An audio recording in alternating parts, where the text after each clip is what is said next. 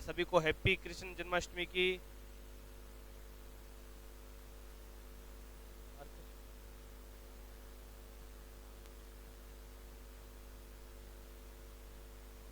Happy Janmashtami.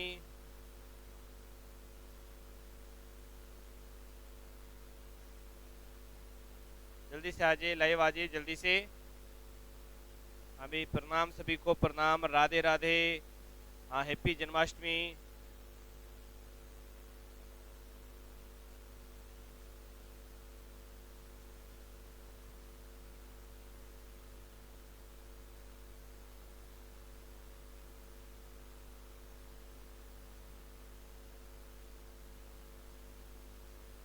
हमारा topic चल रहा था जलवायु। हमारा टॉपिक चल रहा है जलवायु। हाँ, जय श्री कृष्णा, राधे राधे, जय श्री कृष्णा सभी को भी। और जलवायु में हमने कल सामान्य जलवायु को प्रभावित करने वाले कारक लिखे थे। अक्षांश स्थिति हो गई थी हमारी, ये सारी रेखाएं कर ली थी, ये तारीखें हमने लिख ली थी कल। कटिबंधों, जलवायु कटिबंध कितने, ये बातें हो गई थी हमारी। कटिबंधों की संख्या कितनी, ये बात भी हो गई थी। समुद्र से दूरी के आधार पर हमने जलवायु को किया था कल।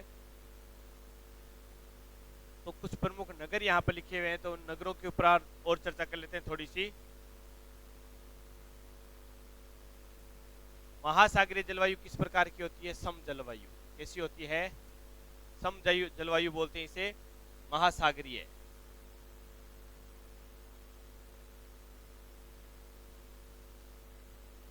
नहीं, छुट्टी तो नहीं होगी।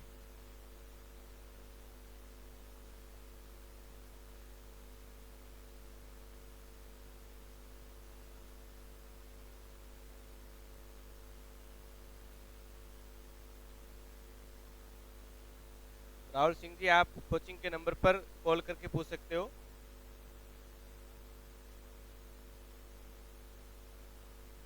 तापांतर बहुत कम होता है, हमने कहा था महासागरीय में कि धीरे धीरे ठंडी होगी, धीरे धीरे गर्म होती है, जिसमें प्रायद्वीपीय भारत के लगभग सारे नगर आगे देखिए, सूरत, मुंबई, पणजी, बेंगलुरु, कोच्चि, तिरुवनंतपुरम, चेन्नई, कोलकाता, कटक, हैदराबाद, विशाखापट्टनम।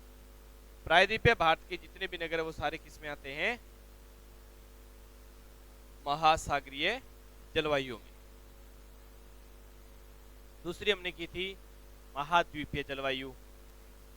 महाद्वीपीय जो जलवायु थी वो जल्दी ठंडी जल्दी गर्म होने वाली जलवायु थी हमारी, इसलिए इसे क्या कहा गया है? विषम जलवायु। कर्क रेखा के उत्तरी भागों में महाद्वीपीय थी, जिसमें दिल्ली, चंडीगढ़, जयपुर, शिमला, हमने कई नगरों के नाम भी यहाँ पर लिखे थे। इसके बाद आती है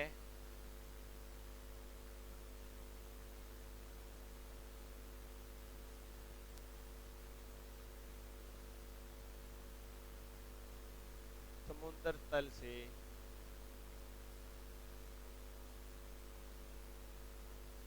ऊंचाई।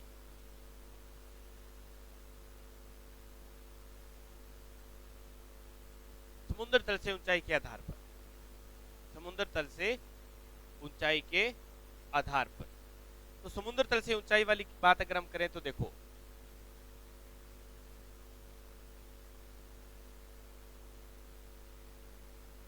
सबसे पहले तो हमें ये पता होना चाहिए समुद्र तल क्या होता है। देखो, हमने एक बट्ठल लिया या बाल्टी, मग, टब की हो,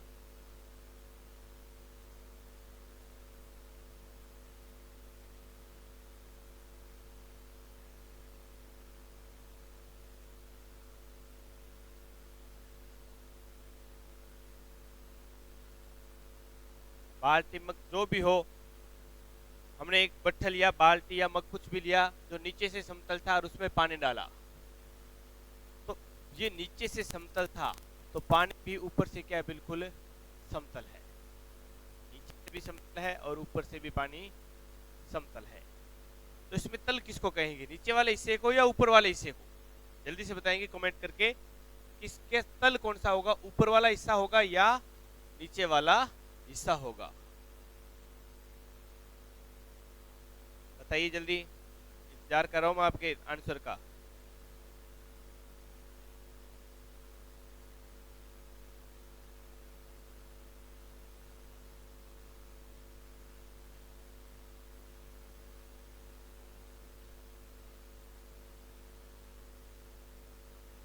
नीचे वाला, नीचे वाला।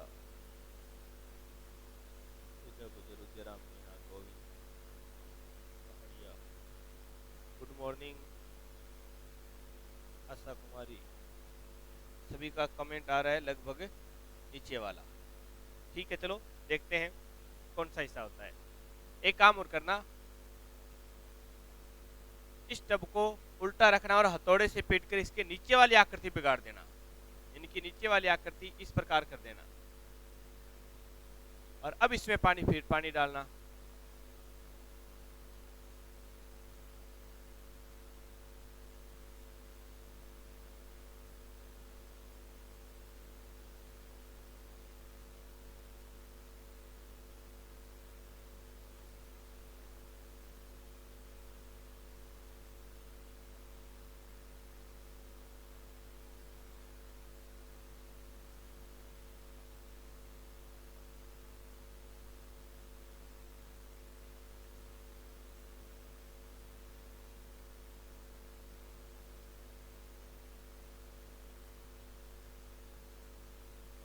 अब नीचे से इसकी आकृति बिगाड़ देंगे हम।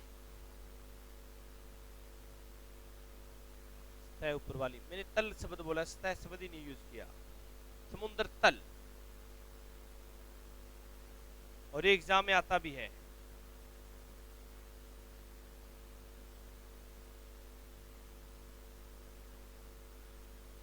ये एग्जाम में आता भी है।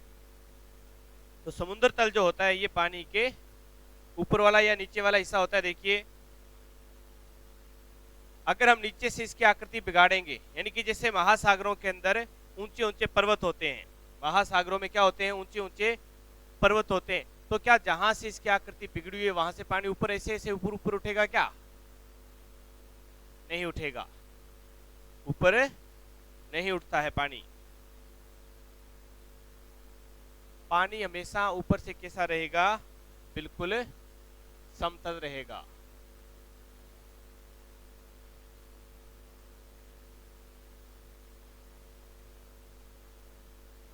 तो ये ऊपर वाला जो हिस्सा होता है ये होता है समुद्र तल। समुद्र तल, नीचे वाले हिस्से को बोलते हैं समुद्र की तलहटी। इसको समुद्र तल बोलते हैं, समुद्र की सतह भी बोल देते हैं, समुद्र सतह। पानी के ऊपर वाला हिस्सा जो है वो क्या कहलाता है? समुद्र तल कहलाता है, क्योंकि नीचे से उसमें कोई पर्वत है, बाहर भी निकल जाते हैं पर्वत कई बार से, जो द्वीप का रूप भी यहाँ पर ले लेते हैं। तो ऊपर वाला हिस्सा है वो कहलाता है समुद्र तल, नीचे वाला तो तलहटी कहलाता है, क्योंकि नीचे का सतह एक जैसा नहीं है, उबड़ खाबड़ है, जबकि ऊपर की सतह जो वो बिल्कुल एक जैसी होती है। पानी कभी ऊंचा नीचा नहीं हो सकता, ये हमेशा क्या होगा? एक जैसा ही रहेगा। लाइट आ गई है।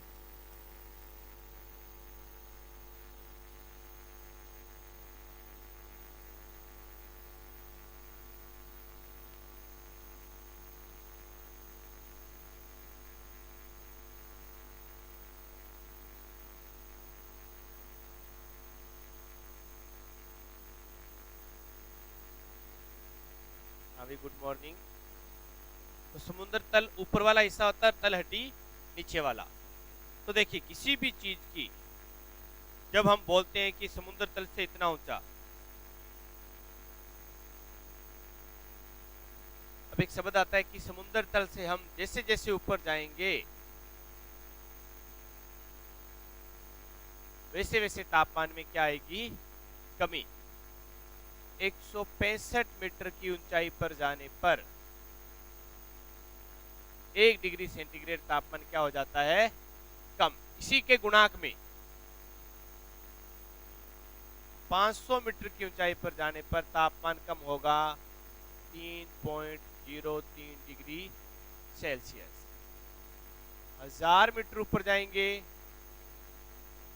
तो तापमान कम होगा 6.06 डिग्री सेल्सियस। अगर 1500 मीटर ऊपर जाएंगे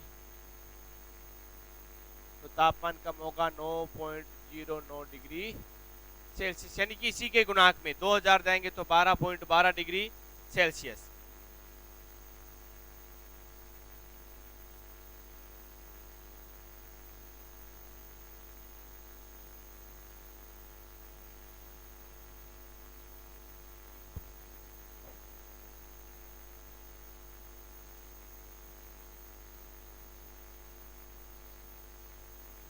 तो ये कहानी है, समुद्र तल से ऊपर जाते हैं।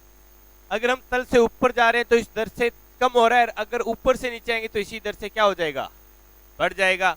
लेकिन धरातल के अंदर जाने पर, धरातल के अंदर, यह शब्द आएगा धरातल के नीचे।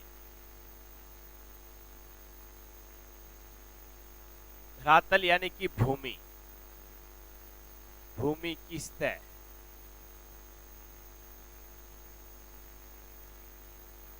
धरा यानी कि भूमि, तल यानी कि उसकी सतह।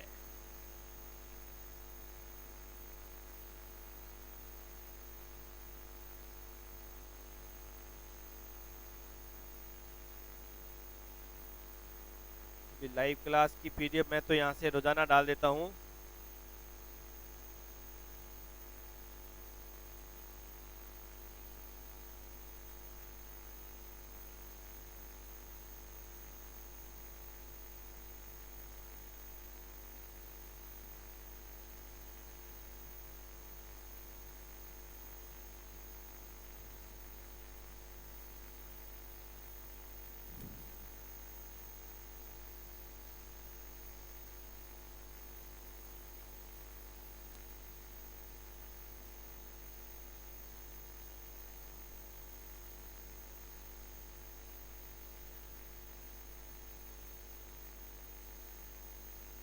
मेरा टाइम से पहले नहीं, टाइम 7 बजे का था। आज तो क्लास बहुत लेट हो गई, टेक्निकल प्रॉब्लम की वजह से 2-3 दिन हो गया, लेट चल रही है क्लासें अपनी।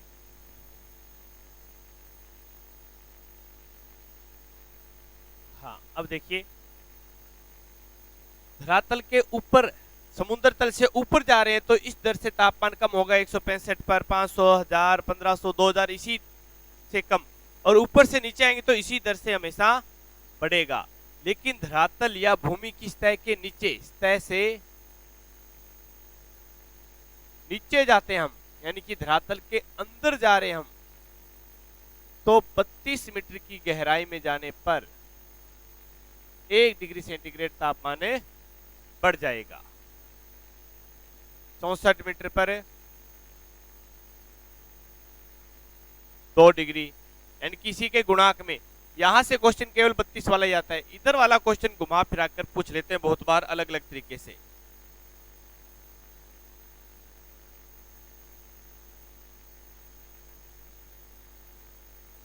तलहटी से तापमान नहीं मापा जाता, तापमान हमेशा समुद्र तल से, समुद्र तल या हम पृथ्वी की सतह जो है वहां से हम जैसे जैसे ऊपर जाएंगे वैसे वैसे तापमान मापा जाएगा। ऊपर का तो इस दर से कम होगा कि पृथ्वी की सतह से हम ऊपर जा रहे हैं तो तापमान कम हो रहा है, और पृथ्वी के अंदर जा रहे हैं हम तो तापमान बढ़ेगा।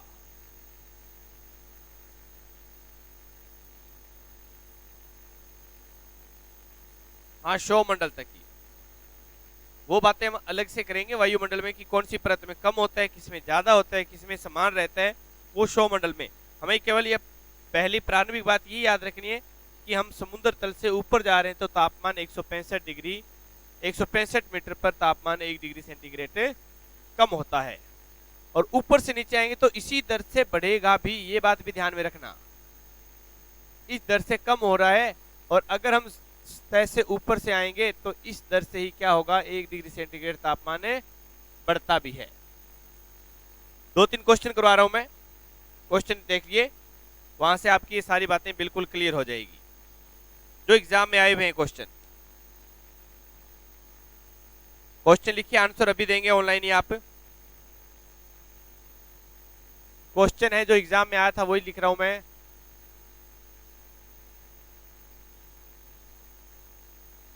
बीकानेर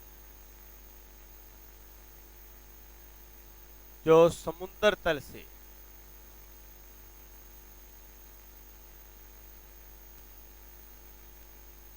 200 मीटर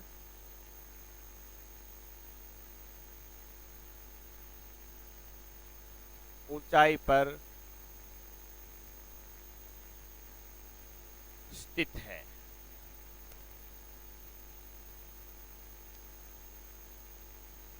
यहाँ का तापमान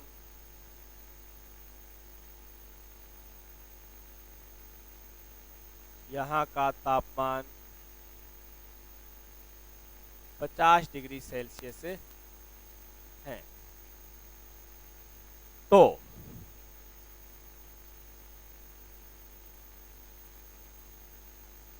सिरोही जो समुद्र तल से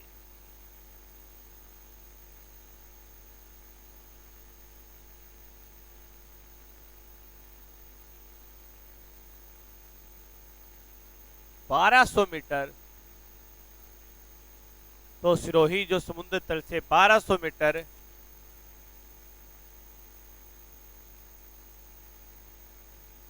ऊंचाई पर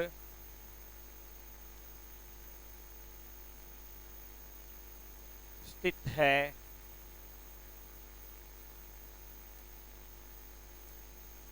वहां का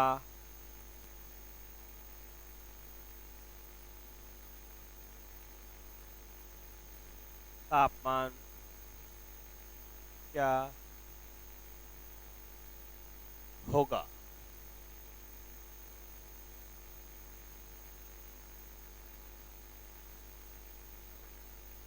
ये क्वेश्चन है, जल्दी से आंसर दीजिए। Good morning.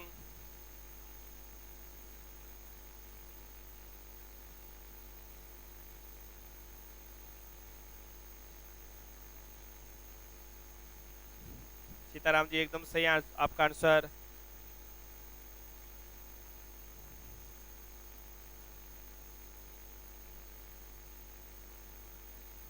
Krishna Kumar ji wrong answer आपका। कृष्णकांत शर्मा क्लियर नहीं दिख रहा है, थोड़ा और जूम कर देता हूं मैं। ये लीजिए।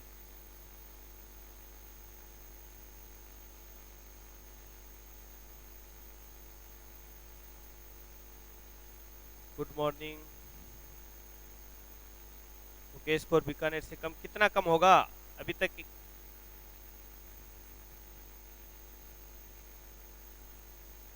ढाका क्लास का नोटिफिकेशन अब आया। हैप्पी, हाँ भी सभी को हैप्पी जन्माष्टमी। सुनील आपका आंसर गलत है। तुलसीराम लगभग सही है लेकिन एक्यूरेट नहीं है, बिल्कुल बिल्कुल नजदीक है। पास का आंसर आपका।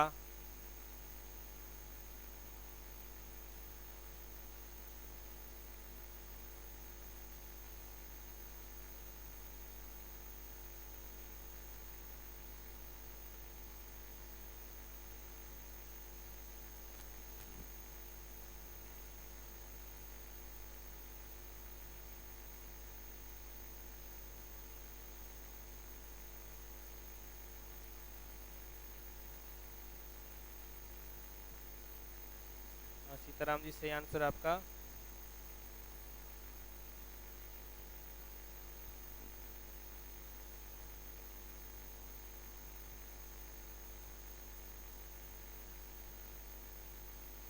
हाँ आवाज बढ़ा दूंगा।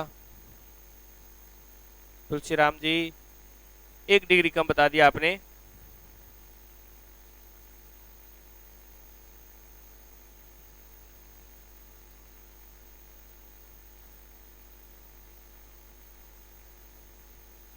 मुकेश स्कोर अभी बताया था मैंने,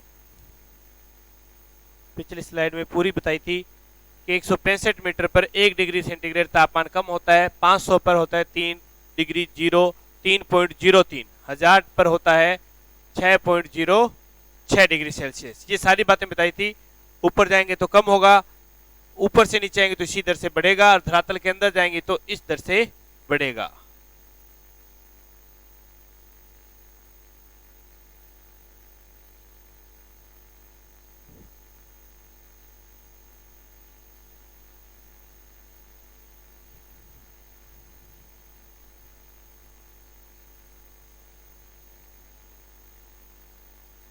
क्या बात हुई, ऐसे क्वेश्चन आते हैं एग्जाम में, आंसर तो करोगे तभी पता चलेगा।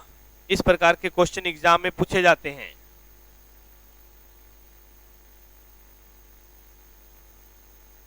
इस प्रकार का क्वेश्चन है। एक दो क्वेश्चन और कराऊंगा अभी आपसे। पहला क्वेश्चन मैं हल कर रहा हूं। एक तो रेखा बनाओगे समुद्र तल रेखा, और एक बनाओगे हमेशा पर्वत रेखा। दो रेखाएं बनानी है, नीचे वाली तो है समुद्र तल, और तिरछी रेखा होगी हमेशा पर्वत तल, पर्वतीय रेखा, ये समझ लीजिए। पहला नगर जो भी हो, छोटा आंकड़ा हमेशा समुद्र तल के पास होगा। पहला कितना है, 200 मीटर। दूसरा 1200। 200 मीटर का तापमान दिया हुआ है, 1200 का पूछा है। इन दोनों के बीच अंतर कितना है, 1000 मीटर का, और 1000 मीटर का अंतर होगा तो 6.06 डिग्री तापमान क्या हो जाता है, कम। तो 50 में से माइनस 50 माइनस 6.06, तो आ जाएगा आपका सही राइट आंसर 43.94 डिग्री सेल्सियस। आया हुआ क्वेश्चन है एग्जाम में, एग्जाम में आया हुआ क्वेश्चन है। मुकेश को एकदम सही है।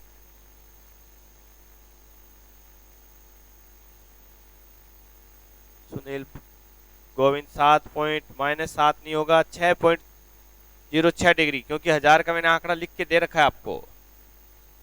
Abhishek ji good morning. एक क्वेश्चन और करिए, एक क्वेश्चन और लिखिए।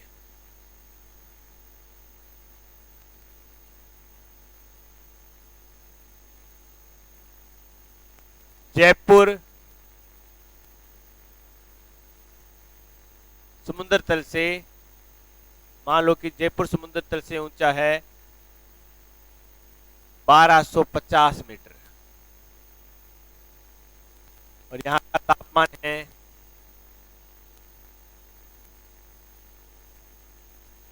39 डिग्री सेल्सियस। तो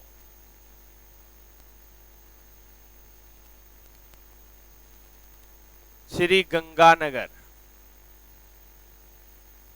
जो समुद्र तल से 250 मीटर ऊंचा है, यहां का तापमान क्या होगा। निकालिए क्वेश्चन का आंसर।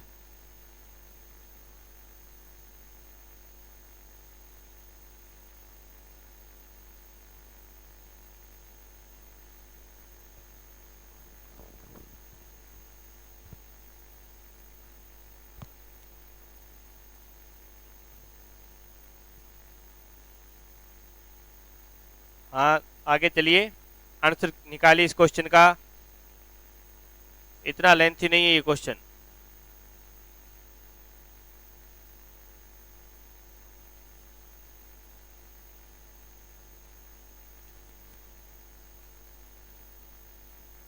बिल्कुल आसान सा क्वेश्चन है।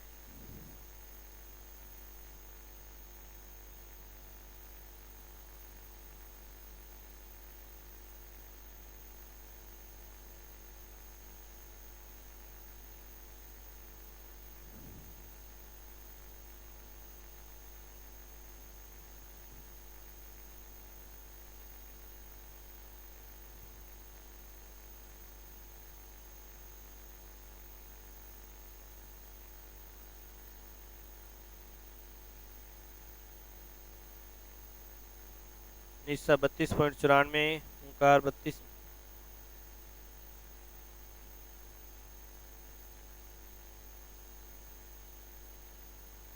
रचना मीना, आशा कुमारी,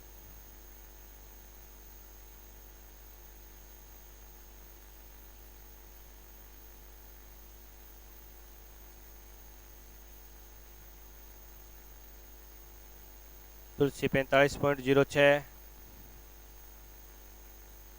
पूजा गुज्जर 32.94, चंद्रकला, अनीता,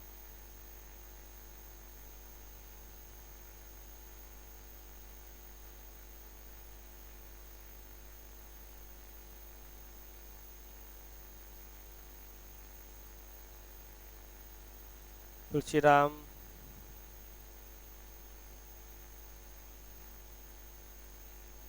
गोविंद 45.6 डिग्री,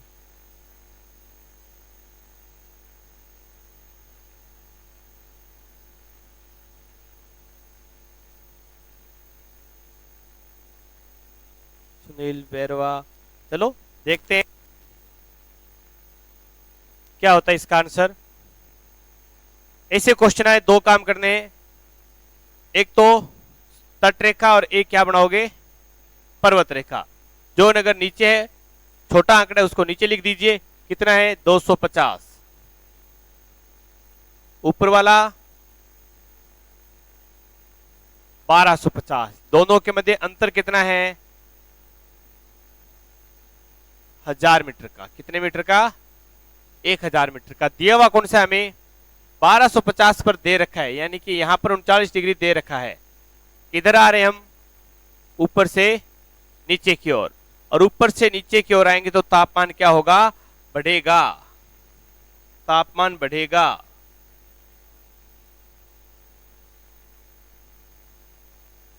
सुमन समोता, एक ही कमेंट तो मैं कोशिश कर रहा हूं सबके पढ़ने की, लेकिन कमेंट काफी आ रहे हैं तो वो ऊपर चले जाते हैं, कई बार नाम रह जाते हैं बीच में से।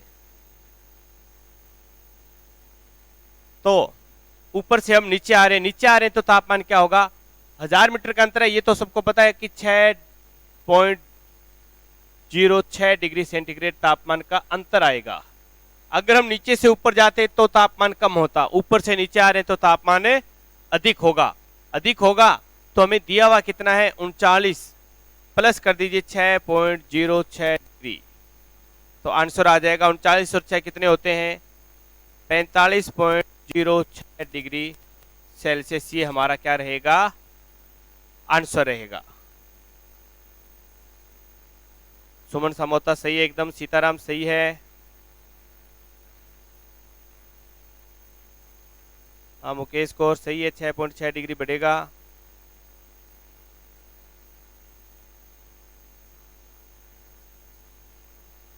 हाँ स्टार्टिंग में काफी गलत किए थे, तो चलिए एक क्वेश्चन और कर लेते हैं हम। एक क्वेश्चन और लिखता हूं मैं।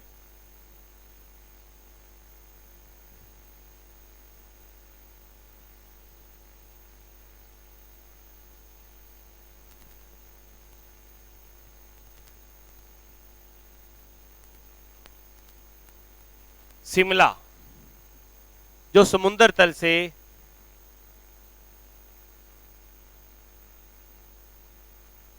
4570 मीटर ऊंचा है और यहां का तापमान है 27 डिग्री सेल्सियस। शिमला जो समुद्र तल से कितना ऊंचा है, 4570 मीटर ऊंचा है और यहां का तापमान है 27 डिग्री सेल्सियस। तो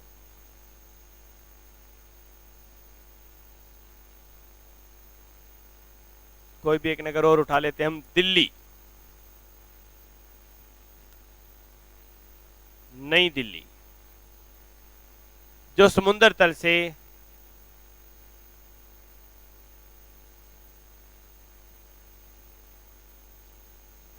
3070 मीटर ऊपर है, तो यहां का तापमान क्या होगा, जल्दी से बताएंगे आंसर इसका।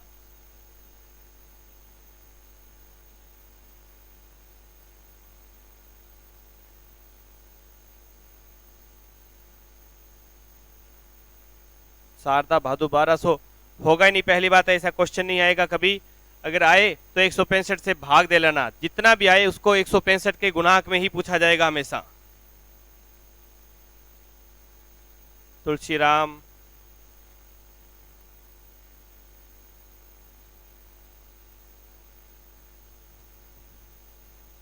सही है तुलसीराम, आपका आंसर लगभग सही है, हाँ अब सही आया है। चलिए और दीजिए, जल्दी आंसर दीजिए भी। के नरेंद्र, एकदम राइट आंसर है। शारदा भादु एकदम राइट आंसर है।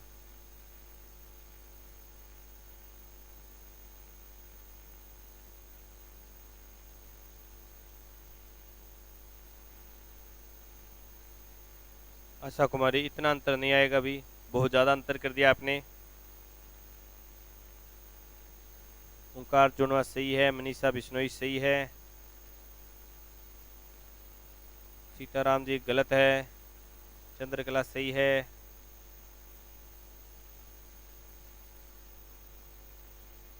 लगभग सबका आंसर। कृष्ण कुमार गलत है।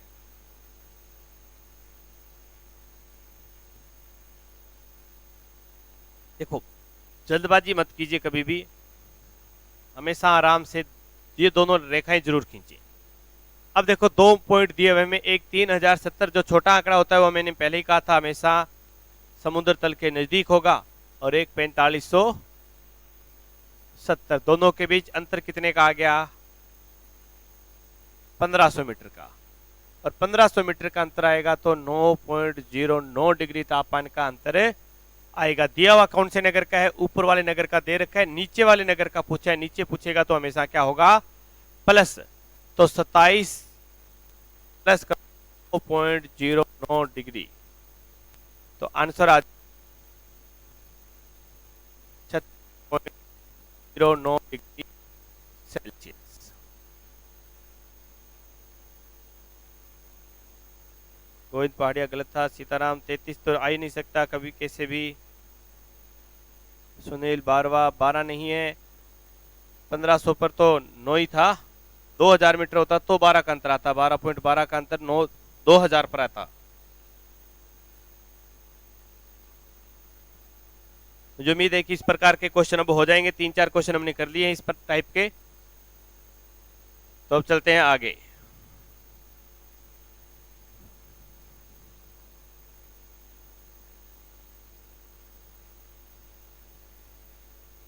जो बात बताई मैंने वही लिखी हुई है यहाँ पर। 165 मीटर ऊंचाई पर जाने पर 1 डिग्री सेंटीग्रेड तापमान हो जाता है। 165 मीटर की ऊंचाई पर जाने पर 1 डिग्री। और ये बीकानेर वाला, जो बीकानेर सिरोही वाला जो क्वेश्चन था वही यहाँ पर मैंने दे रखा है, वो आपसे मैंने करवा ही लिया था।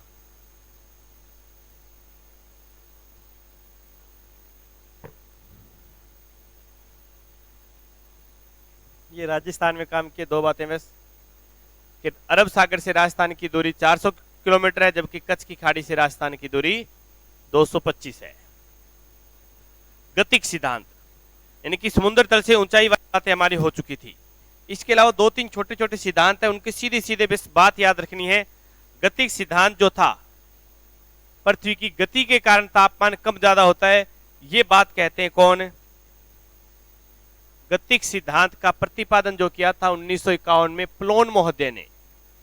ये नाम याद रखना हमें, 1951 में किसने किया था?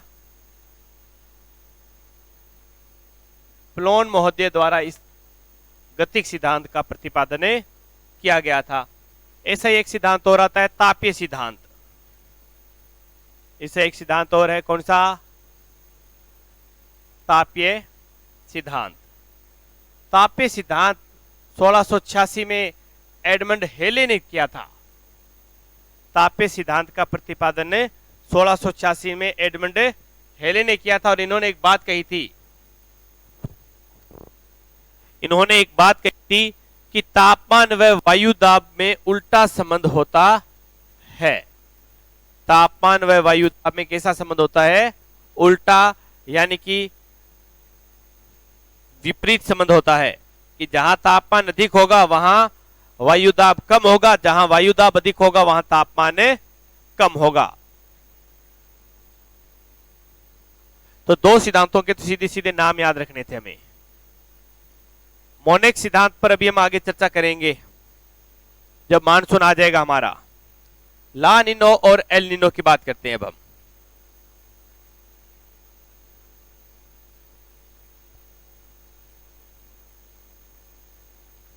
थोड़ा सा विश्व का नक्शा बना दूं मैं।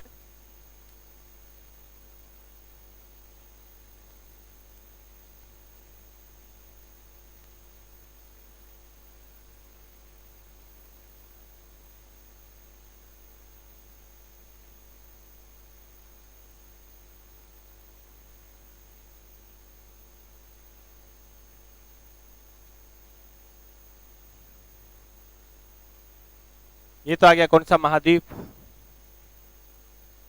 एशिया। इधर आ जाता है कौन सा? यूरोप। इधर आ जाता है अफ्रीका।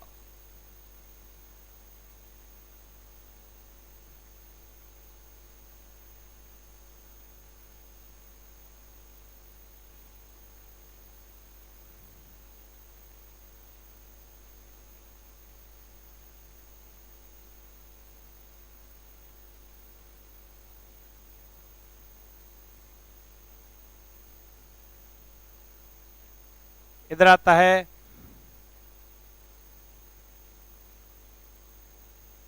उत्तरी अमेरिका।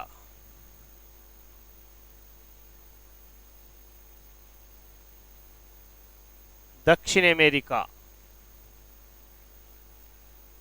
और ये है ऑस्ट्रेलिया।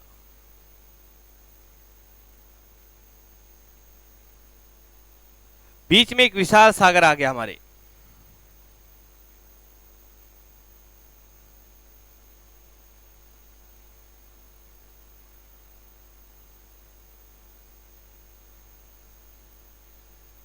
यहां से गुजर जाएगी कर्क रेखा। ऊपर वाला जो और नीचे वाला, ये जो बीच वाला सागर है, इसका नाम मैं यहां पर लिख रहा हूं पूरे सागर का। ये जो सागर है इसका नाम मैं इधर लिख रहा हूं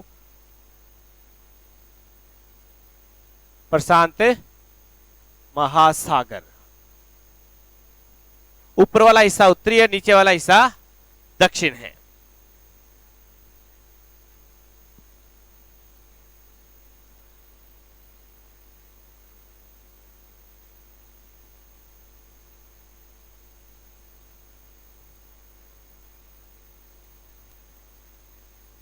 यहां पर चलती है जल धाराएं। क्या चलती है? महासागरों में चलती है जल धारा। इस प्रकार चक्कर नीचे क्लॉकवाइज चलेगी, ये नीचे एंटी क्लॉकवाइज।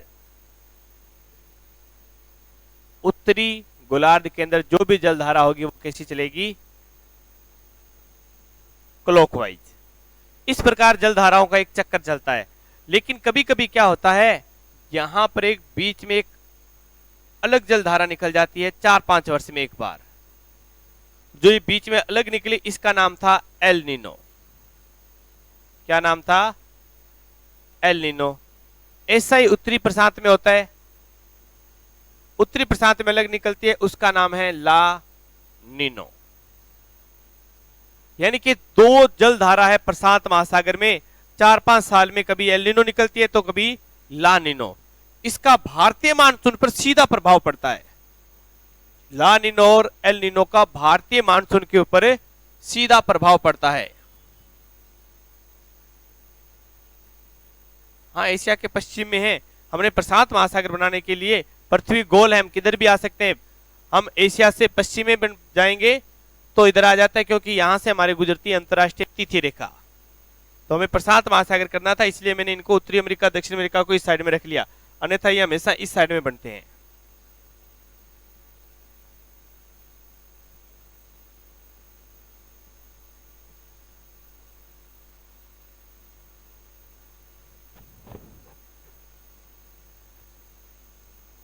अब ला निनो और एल निनो का प्रभाव क्या पड़ेगा, देखो।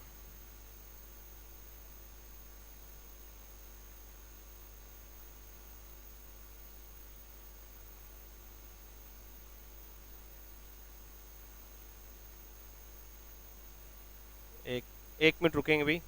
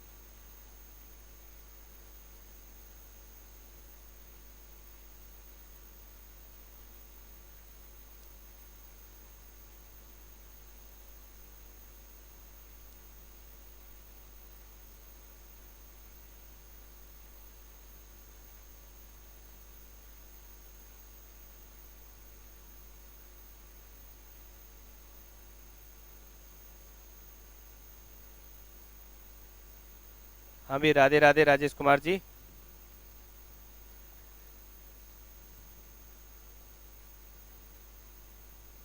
एक तो हमने लिखी थी ला नीनो।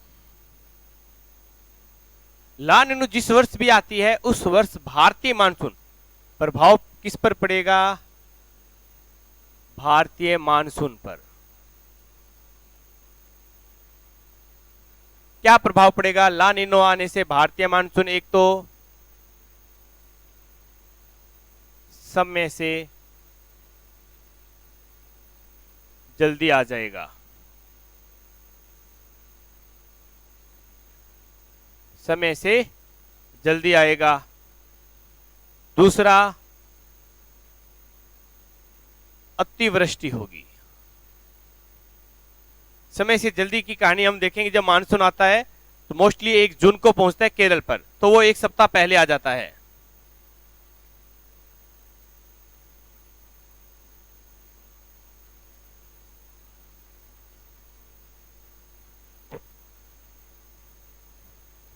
इनकी पीडीएफ मिल जाएगी, आराम से लिखते रहना पीडीएफ से।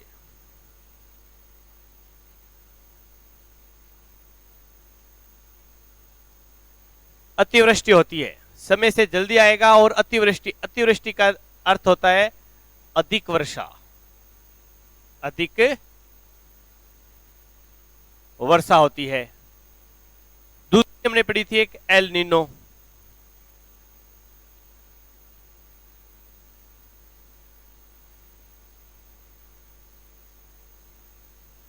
एल नीनो आने से मानसून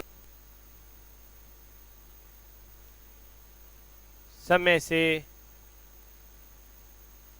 देरी से आएगा।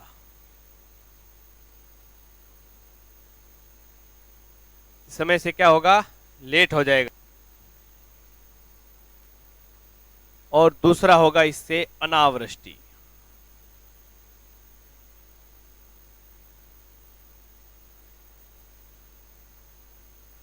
अनावृष्टि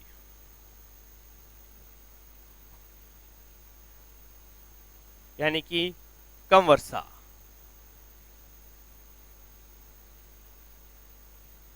ये हम कह सकते हैं सूखा, और इसमें कह सकते हैं बाढ़। तो ला नीनो और एल नीनो का ये प्रभाव पड़ता है, 4-5 वर्ष में एक बार आती है ये।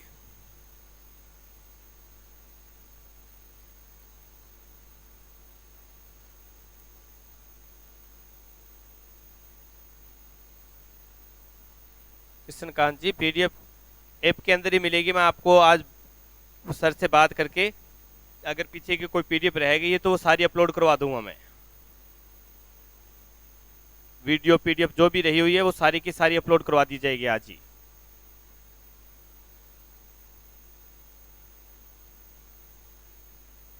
ये वही बातें जो मैंने आपको अभी बताई थी, ला नीनो और एल नीनो वाली। जेट स्ट्रीम, इसके ऊपर हम चर्चा पहले मानसून करेंगे, उसके बाद ही करेंगे, क्योंकि मानसून के बाद ही समझ में आएगी ये बातें सारी आपको।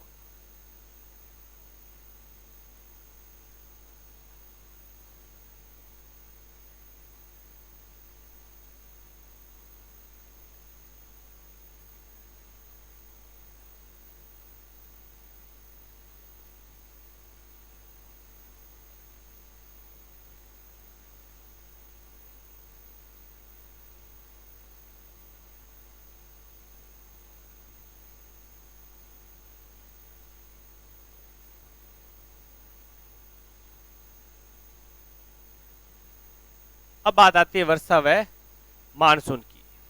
वर्षा व मानसून, मानसून क्या होता है?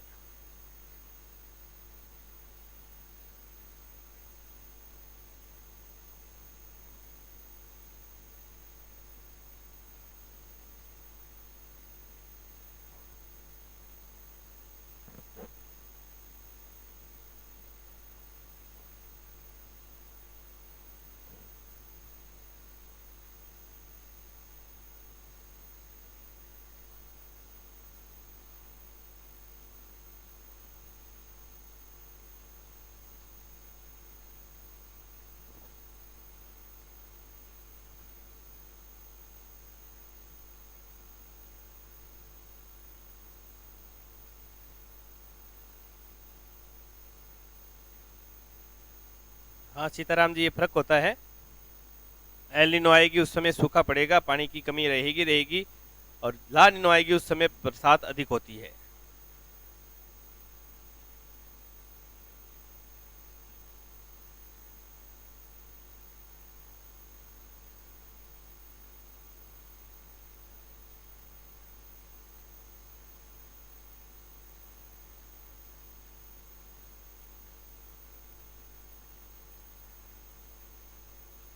यहाँ से लिखना चाहो तो यहाँ से लिख लो, कोई बात नहीं है,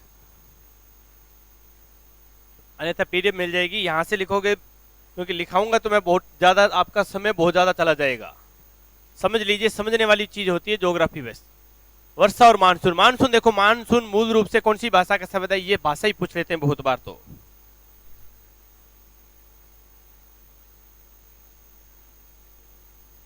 मानसून मूल रूप से किस भाषा का शब्द है, तो अरबी भाषा का है। अरबी भाषा के शब्द मौसम से बना है, जिसका अर्थ होता है, तात्पर्य मौसम से ही है। मौसम शब्द का सर्वप्रथम प्रयोग अरब सागर पर बहने वाली हवाओं के लिए किया गया था।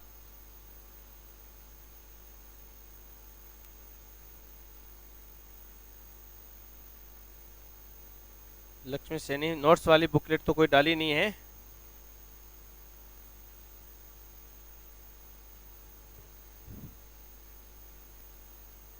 शब्द का सर्वप्रथम प्रयोग अरबी नावक हिप्पोकस ने किया था। हिप्पोलस बोल देते हैं कई बार, ज्यादातर नाम आता है हिप्पोकस।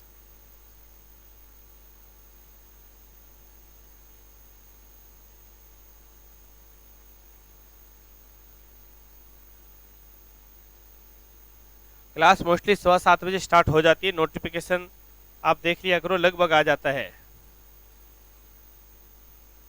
मानसून से अर्थ तात्पर्य क्या होगा, देखो, मानसून जिसकी दिशा वर्ष के 6 माह एक तरफ और 6 माह जाड़े में उत्तर पूर्व से दक्षिण पश्चिम चलेगी, और शेष 6 माह यानी कि ग्रीष्म काल में दक्षिण पश्चिम से उत्तर पूर्व में रहती है। यही मुख्य रूप से, और भारतीय मानसून का वर्णन सबसे पहले किया था अरब यात्री अल मसूदी ने।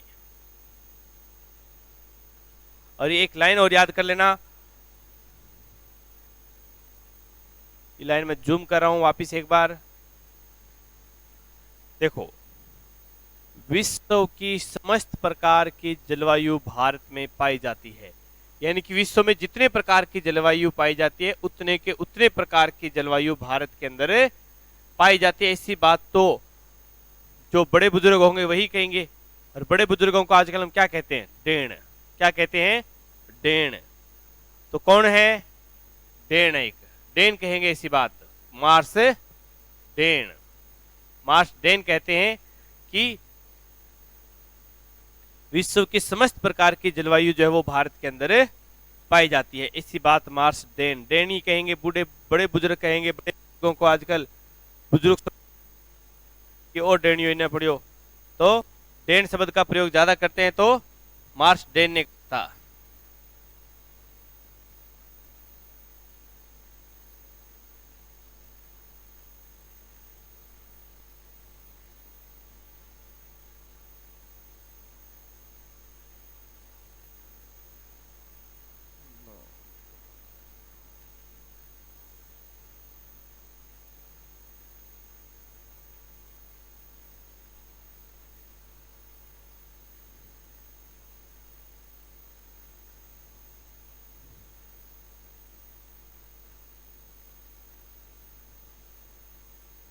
इसके बाद अब हम चर्चा करेंगे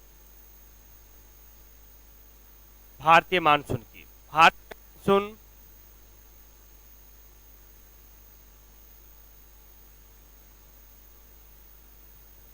भारतीय मानसून लगभग कि कौन सी दिशा से आता है, कैसे आता है, कितने प्रकार का मानसून भारत में आता है। दक्षिणी पश्चिमी मानसून आता है, उत्तरी पूर्वी मानसून आता है। तो जो मानसून आ रहे हैं, कौन सी दिशा से आएगा, कब आएगा, सबसे पहले कहां पर आता है, सबसे लास्ट में कहां पर आता है, सर्वाधिक बरसात कहां पर करता है, कौन कौन सी उसकी शाखाएं हैं, ये सारी चर्चाएं हमारी अब चलने वाली है।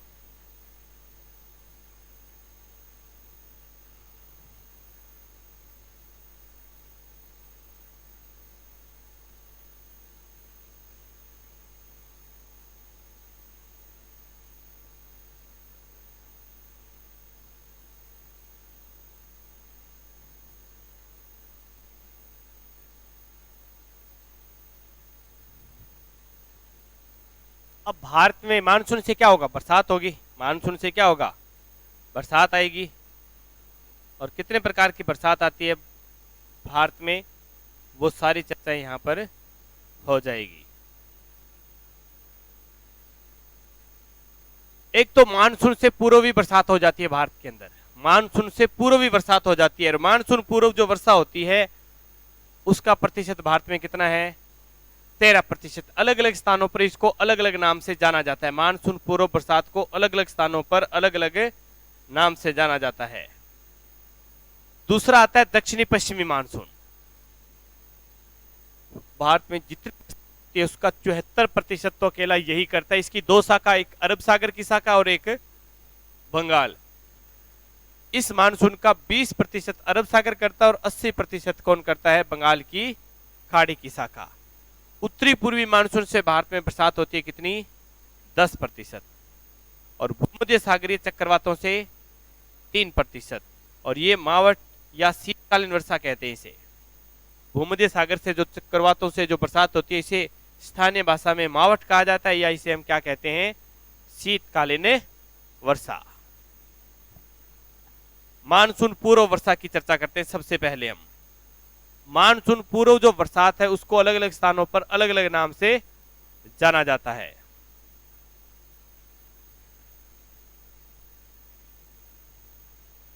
राजस्थान में इसे बोलते हैं दोगड़ा। राजस्थान में इसे क्या बोलते हैं? दोगड़ा बोलते हैं। मानसून पूर्व जो बरसात होती है उसे राजस्थान में दोगड़ा कहा जाता है।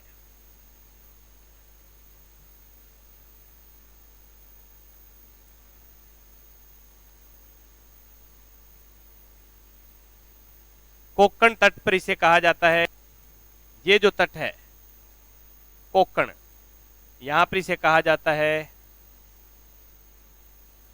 फूलों की बौछार।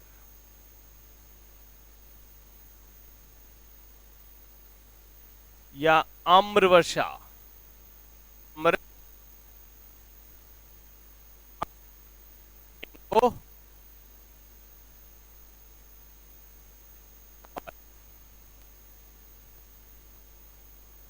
फूलों की बौछार, आम्र वर्षा, मैंगो शावर।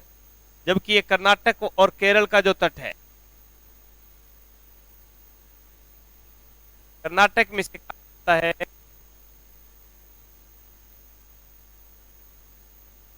कॉफी वर्षा।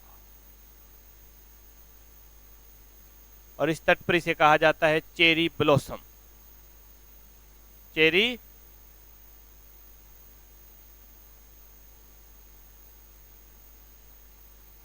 ब्लॉसम। ये तो हो गए कहाँ की बातें?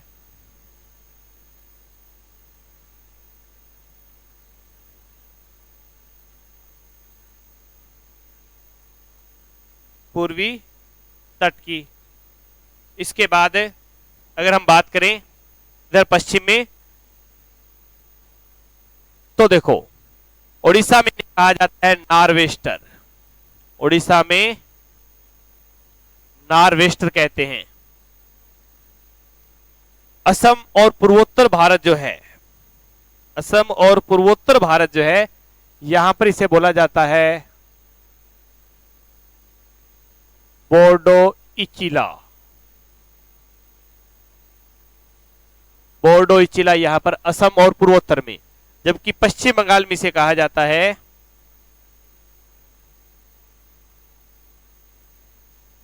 काल वैसाखी, क्योंकि यहां पर ये आती है तड़ित झंझाओं के साथ।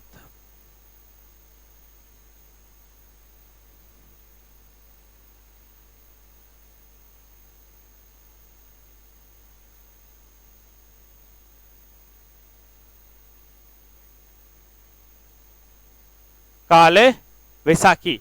तड़ित झंझाएं क्या होती है देखिए। अभी आवाज आ रही है क्या?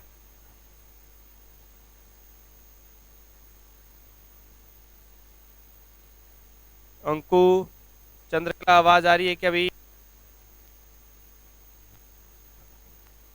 Hello hello.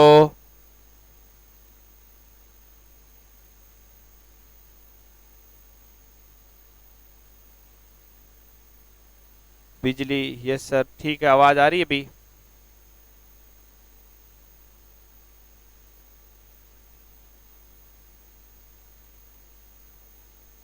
तड़ी झंझाएं क्या होती है, देखो सामान्य सी भाषा में, ठीक है, आ रही है, आपके पास ही नहीं आ रही थी अंकुर चंद्रकला, बाकी लगभग आ रही है सभी के पास। तो देखिए तड़ित झंझाएं क्या होती है। तड़ित झंझाएं, आपने एक शब्द सुना होगा अपने यहां पर, फम्फड़ो या झांकेड़ो, यानी कि तेज बरसात होती है, उसके साथ तेज हवाएं चलती है, तो बरसात कभी इधर कभी उधर बहुत नुकसान पहुंचाती है। तो ये शब्द सुना हुआ है क्या, फम्फड़ो या झांकेड़ो? तो ये जो फम्फड़ा या झांकेड़ा जो होता है वो जो नुकसान पहुंचाता है, यानी कि काल बनकर आता है, और वैशाख के महीने में आती है। मानसून पूर्व बरसात जो होती है वो कब होती है, अप्रैल मई के अंदर, अप्रैल मई, और अप्रैल के अंदर कौन सा महीना चल रहा होता है, अप्रैल मई में हिंदी महीनों में वैशाख का महीना चल रहा होता है, इसलिए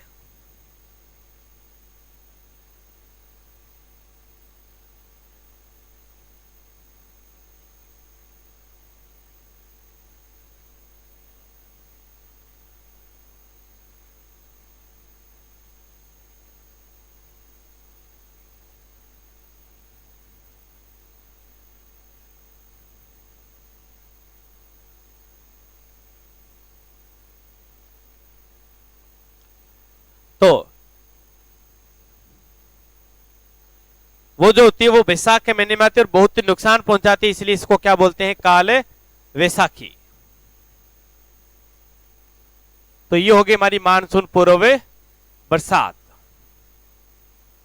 अच्छा, राज्यों के नाम की बात कर रहे हो, तो देखो मैंने नाम लिखे राज्यों में, कि ओडिशा के अंदर मैंने लिख दिया नॉर्वेस्टर, पश्चिम बंगाल में काल वैसाखी, असम से निशान बनाकर लिख दिया बोर्डो इचिला, महाराष्ट्र का ये जो तट है कोकण तट, कौन सा तट है ये, कोकण तट। इस कोकण तट पर ये थे, फूलों की बौछार, आम्र वर्षा, मैंगो, कर्नाटक में कॉफी वर्षा कहते हैं, मलबार तट पर कहते हैं चेरी ब्लॉसम, राजस्थान में दोगड़ा। तो ये नक्शा मैंने पहले याद करवा रखा आपको। सीताराम जी, हाँ, फम्फड़ो ही बोलते हैं।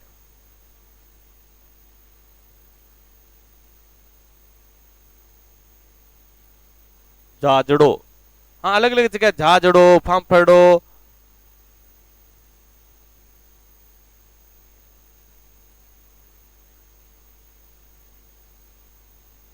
हाँ, इंपॉर्टेंट टॉपिक है काफी। तो ये मानसून पूर्व जो बरसात थी वो हमने यहां पर लिखी है सारी। अब देखिए, अब आगे वाला पार्ट क्या है कि टुकड़ों में कर नहीं सकते, एक साथ करना होगा, इसलिए हम उसे कल ही करेंगे, क्योंकि उसमें ये बात है कि दक्षिणी पश्चिमी मानसून, उत्तरी पूर्वी, और ये भूमध्य सागरीय चक्रवात, ये मानसून वाली पूरी कहानी जो है ये हम अब कल करेंगे। उसी के साथ ही हमें फिर जेट स्ट्रीम वाली बातें, मोनेक सिद्धांत, वो सारे वहीं से समझ में आएंगे। और उसके बाद हम कल करेंगे कोपेन का वर्गीकरण भी, अगर ये जल्दी हो जाता है तो कोपेन का वर्गीकरण भी हम कल देख लेंगे। ठीक है, आज के लिए इतना ही। खरसाओ, फम्फड़ो में प्लस झांकेड़ो, हाँ, बरसात होती है और तेज हवाएं चलती है तो उसको फम्फड़ो, झांकेड़ो, ये अलग अलग खरसाओ, अलग अलग जगह अलग अलग शब्दों में इसको बोला जाता है। तो आज के लिए इतना ही साथियों, मिलते हैं कल सुबह 7:15 बजे। टाइम 7:15 बजे का होता है, 7 मिनट ऊपर नीचे भी हो जाता है, तो लगभग 7:15 बजे कोशिश रहेगी कि आपको 7:15 बजे मैं लाइव आ जाऊं आपके साथ। तो ठीक है, तब तक के लिए जय हिंद, जय भारत, जय राजस्थान।